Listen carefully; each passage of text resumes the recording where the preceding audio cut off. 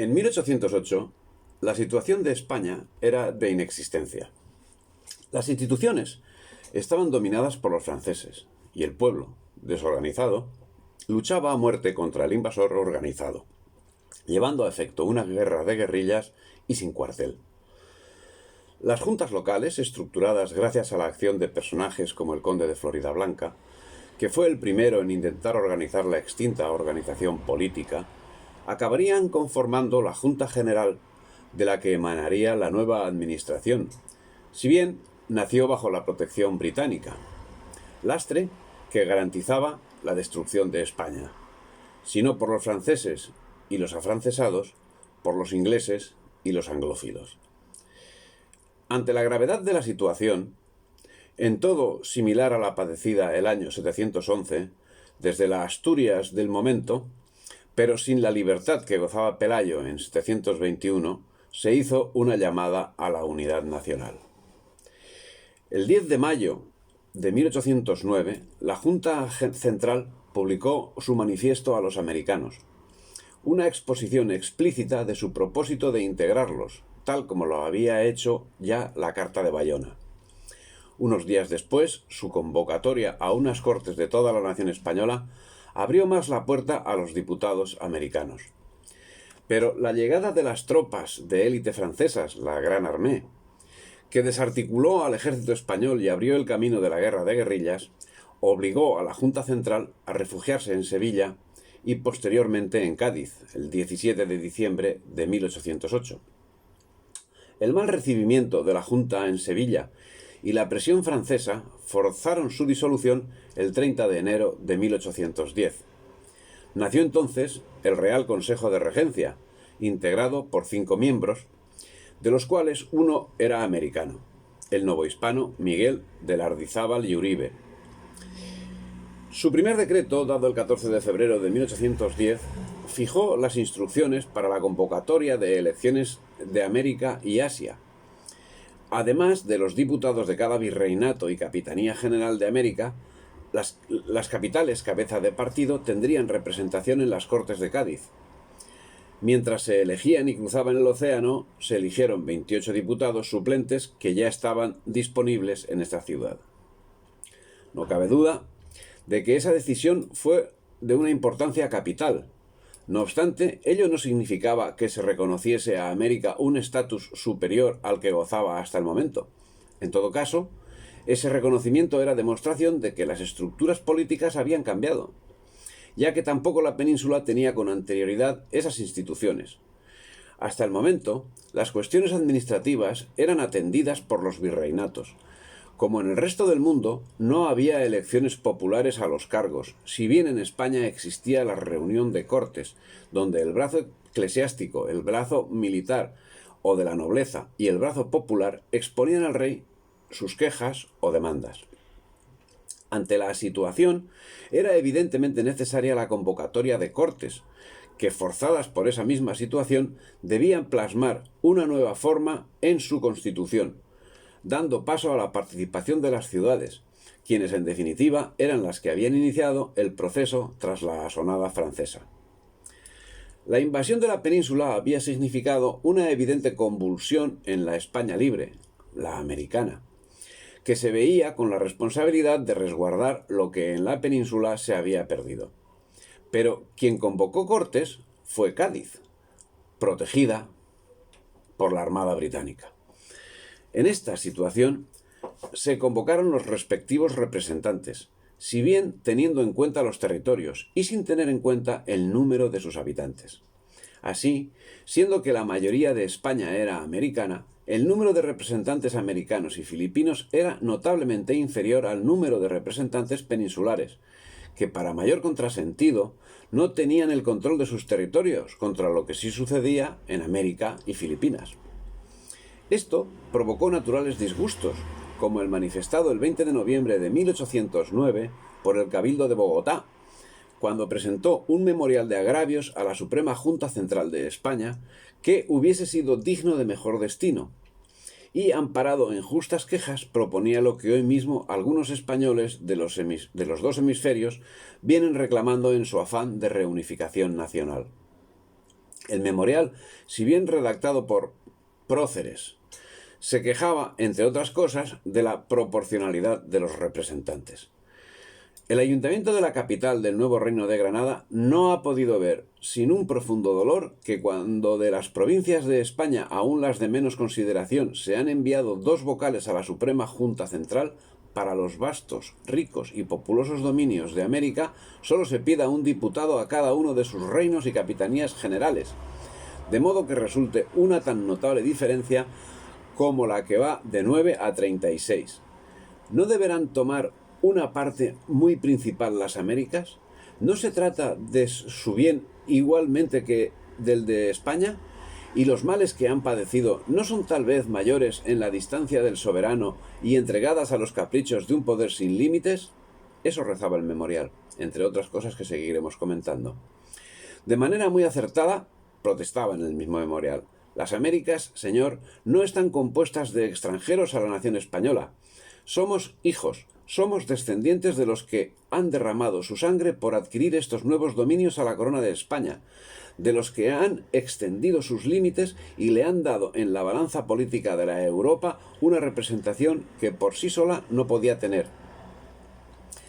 Si bien terminaba en el aserto con una puya que, como analizamos en otro capítulo, en absoluto responde a la realidad. La continua emigración de España en 3 siglos que han pasado desde el descubrimiento de la América, la provisión de casi todos sus oficios y empleos en españoles y europeos que han venido a establecerse sucesivamente y que han dejado en ellas sus hijos y posteridad. La semilla del veneno estaba dejada por estos agentes británicos mientras reconocían una realidad manifiesta. Tan españoles somos como los descendientes de don Pelayo, aprovechando la ocasión para apuntar lo que estaban buscando, a saber, y tan acreedores por esta razón a las distinciones, privilegios y prerrogativas del resto de la nación, como los que salidos de las montañas expelieron a los moros y poblaron sucesivamente la península. Con esta diferencia, si hay alguna, que nuestros padres, como se ha dicho, por medio de indecibles trabajos y fatigas, descubrieron, conquistaron y poblaron para España este nuevo mundo. No les faltaba razón en el aserto, pero no tenían en cuenta la verdad. Como queda señalado en otro lugar, era costumbre de la corona no permitir que los administradores de un territorio fuesen naturales de ese territorio. Pero naturales de virreinatos americanos fueron administradores de otros virreinatos. Evidentemente, después de todo, el memorial no rendía culto a la verdad. Pero la peor mentira es la que se basa en una verdad. Así, el manifiesto exponía que población, la más numerosa de aquella es la de Galicia. De aquella se refieren a la península. Y con todo, solo asciende a 1.345.803 almas, aunque tablas hay que solo le dan en 1804 1.142.630. Pero sea 1,5 millones de almas. Cataluña tenía en aquel año 858.000, Valencia 825.000. Estos son los reinos más poblados de la península. Pues el de la Nueva Granada pasa, según los cómputos más moderados, de 2 millones de almas. Su extensión es de 67.200 leguas cuadradas, de 6.610 varas castellanas. Toda España no tiene sino 15.700, como se puede ver en el Mercurio de enero de 1803, o cuando más, 19.471, según los cálculos más actuales. Resulta, pues, que el nuevo Reino de Granada tiene por su extensión 3 o 4 tantos de toda España. Al amparo de la exposición pedían un mayor número de representantes. Debe ir un competente número de vocales, igual por lo menos al de las provincias de España, para evitar desconfianzas y recelos, y para que el mismo pueblo de América entienda que está suficiente y dignamente representado. Los 4 virreinatos de América pueden enviar cada uno de ellos 6 representantes, y 2 cada una de las capitanías generales, a excepción de Filipinas, que debe nombrar 4 o 6, así por su numerosa población, que en el año de 1781 ascendía a 2,5 millones, como por su distancia y la dificultad de su reposición en caso de muerte. De este modo, resultarán 36 vocales, como parece son los que actualmente componen la Suprema Junta Central de España. Pues aunque en la Gaceta de Gobierno de Sevilla de 11 de enero del corriente número 1 solo se cuentan 34, no se incluye la provincia de Vizcaya, que habrá enviado después los que le corresponden. Es preciso tener presente que cada virreinato de América se compone de muchas provincias, que algunas de ellas valen más por sí solas que los reinos de España. La industriosa Quito cuenta por lo menos con 500.000 de almas y su capital sola con 70.000. Es una presidencia y comandancia general. Residen en ella el Tribunal de la Real Audiencia, el de Cuentas y otras autoridades. Hay silla episcopal, universidad y colegios. En fin, en nada cede a la capital, sino en esta razón, y en ser el centro del gobierno. ¿Por qué motivo, pues, no podrá o deberá tener a lo menos 2 representantes de los que toquen al virreinato? ¿Acaso con esta prudente medida se habrían conciliado sus ánimos y se habrían evitado las tristes consecuencias que hoy se experimentan en la turbación de aquel reino? Llamados sus representantes, habría concebido fundadas esperanzas de mejor suerte, cuya desconfianza tal vez lo enajenará para siempre de la monarquía. Seguía diciendo el memorial. Pero el memorial incluso podía haber dicho más cosas. Hubiese podido decir, si hubiesen tocado asuntos como el del nivel social o económico o la tranquilidad social existente en aquellos momentos. Finalmente, acaban haciendo una llamada a la unidad, reconociendo que no había diferencia previa a su memorial. El ayuntamiento no halla otros medios de consolidar la unión entre América y España, representación justa y competente de sus pueblos, sin ninguna diferencia entre súbditos que no la tienen por sus leyes, por sus costumbres, por su origen y por sus derechos. Juntas preventivas en que se discutan, se examinen y se sostengan estos contra los atentados y la usurpación de la autoridad, y en que se den los debidos poderes e instrucciones a los representantes en las Cortes Nacionales, bien sean las generales de España, bien las particulares de América. El memorial, que dice cosas, como se va exponiendo, muy graves y muy ciertas, es no obstante digno de ser tratado aparte, y siempre teniendo en cuenta que fue suscrito por Bolívar, Camilo Torres y Francisco Antonio Cea, los 3 próceres, o traduciendo, los 3 agentes británicos.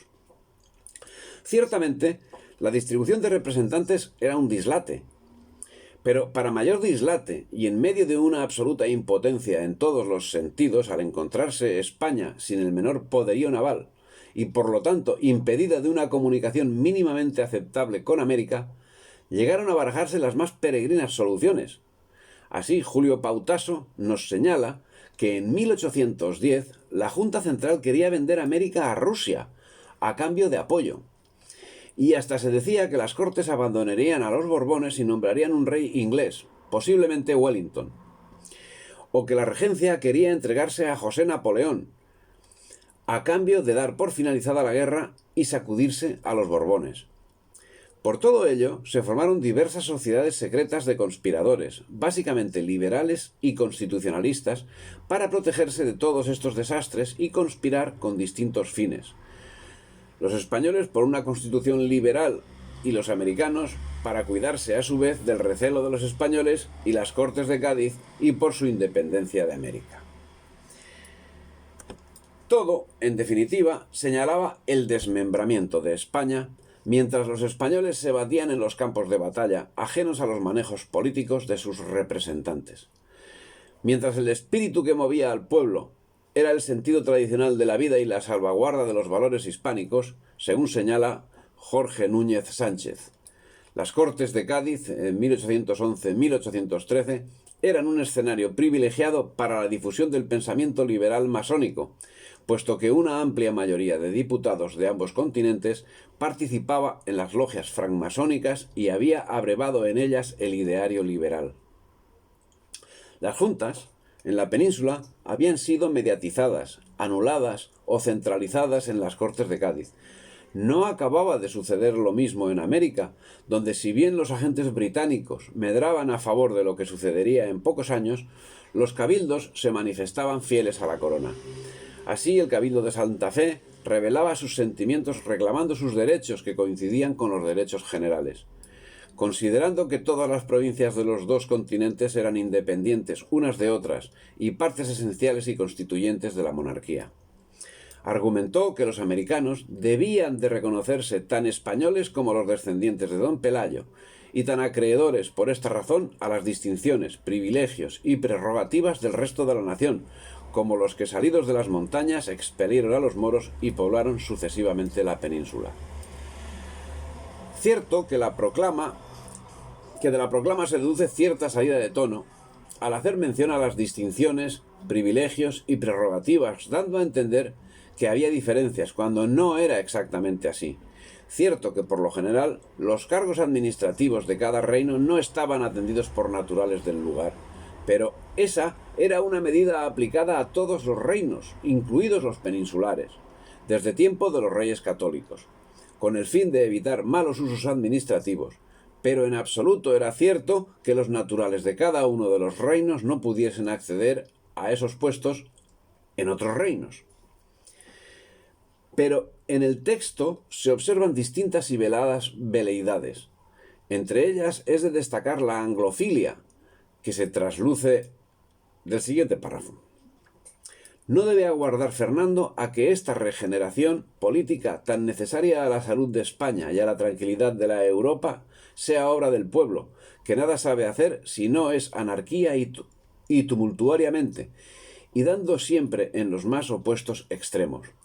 Es él mismo el que, cumpliendo, aunque forzadamente, su dolorosa promesa de Valencia, debe convocar las Cortes para que den a la España una constitución, pero una constitución conforme al único modelo que en este género hay sobre la tierra, la de Gran Bretaña.